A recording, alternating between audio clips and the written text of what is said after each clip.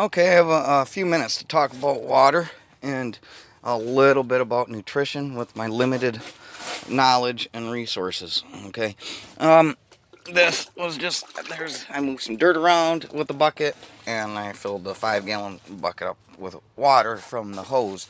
So, one thing I have available to me is a 180-foot well.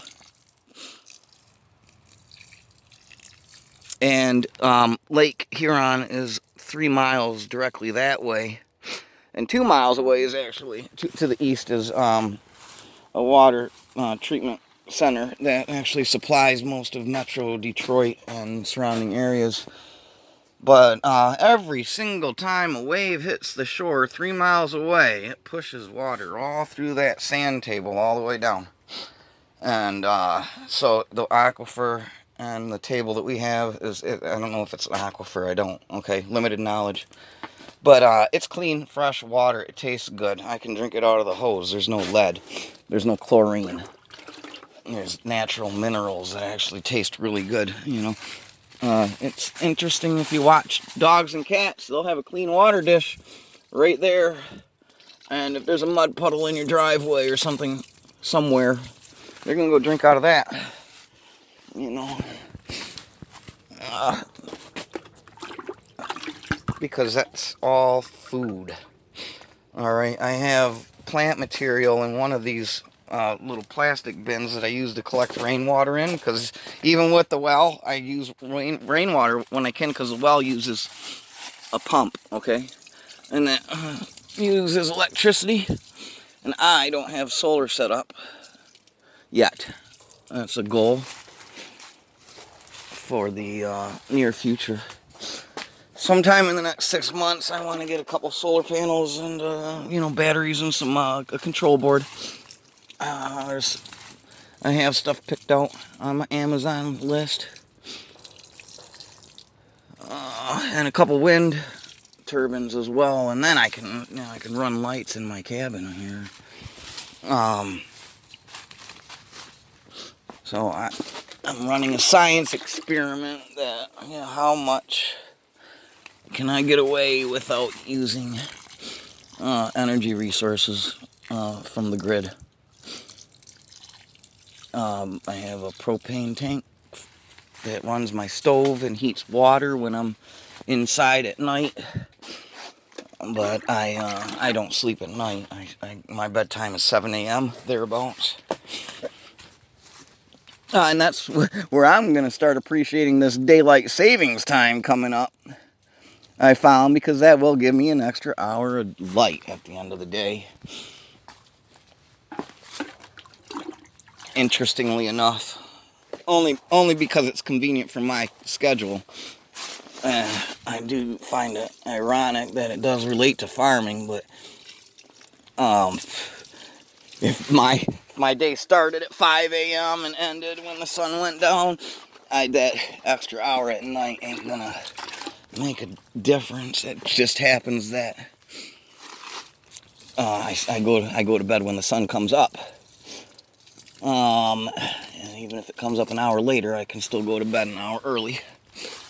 And when I do get up to start my day, I'll have an extra hour of daylight at the end to work in daylight.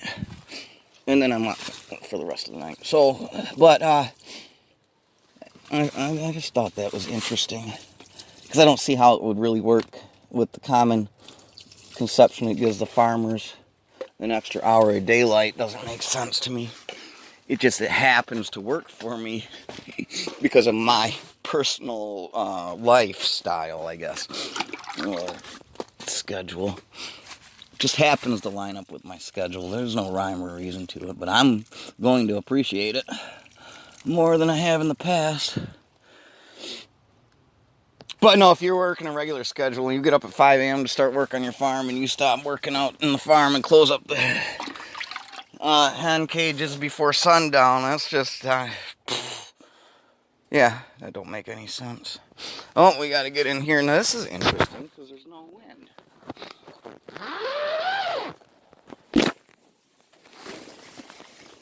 How'd these leaves get up there? That's about fascinating. Oh, Jesus. So hot and humid. You know what likes that? Peppers, cilantro, tomatoes, carrots, onions, cucumbers. I have put some lavender back on either. Here I am, not even holding the camera upright again. Anyway, watch the whole video be upside down like my first one. Oh, ran out of my cup of water here. This is just part of my chores, right? Get to do this every day. Come say hi to my plots. I'm watching for germination. I don't expect any. Most of the seeds are 7 to 20 day germinations, depending on the seed. And I think we're on day 5. But pretty soon I should start seeing these pop up.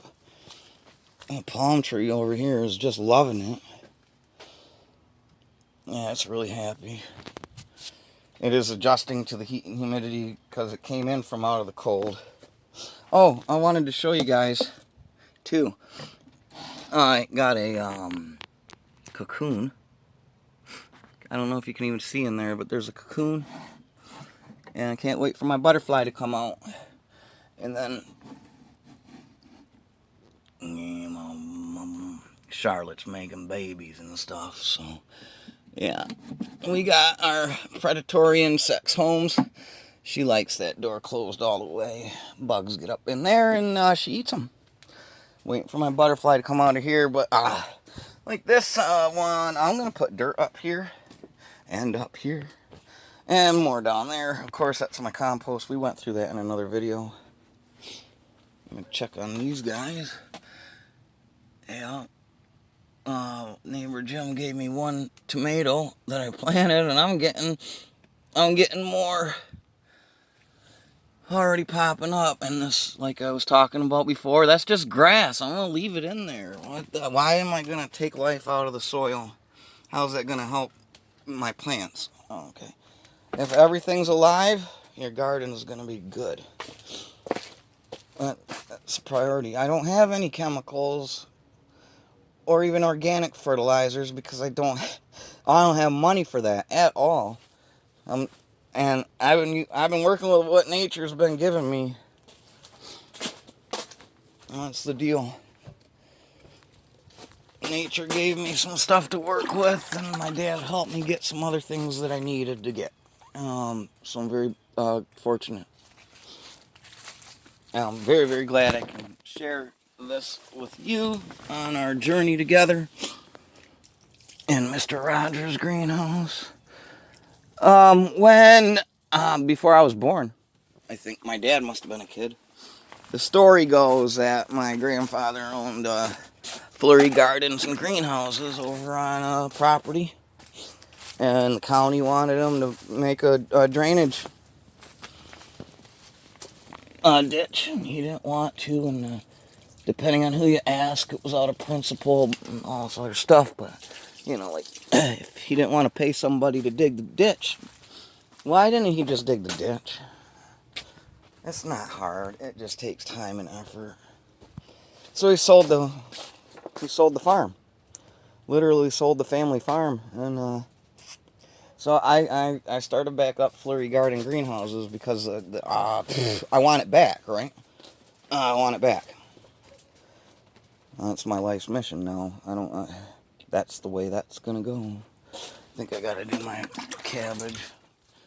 Water is life, and you want your garden to live, right?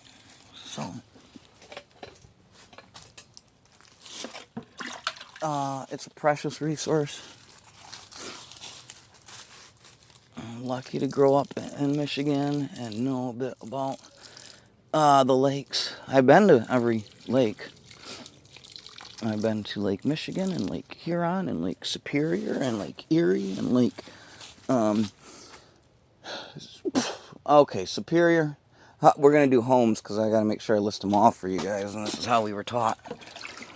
Huron, Ontario, Michigan, Erie, and Superior. a while ago there was a federal case. The state of Michigan was suing to get Lake Algonac named a Great Lake for funding purposes. So that's what makes a lake a Great Lake, is that it receives federal funding for its upkeep and care and whatnot. We have the Coast Guard and stuff like this.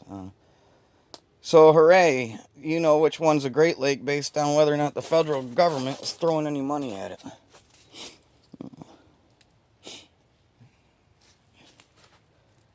I think that's everything. I'm going to go over this cabbage one more time just because I think I meant to get it and I went the other way.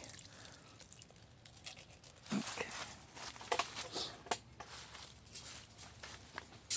Anyways, I do my best to take care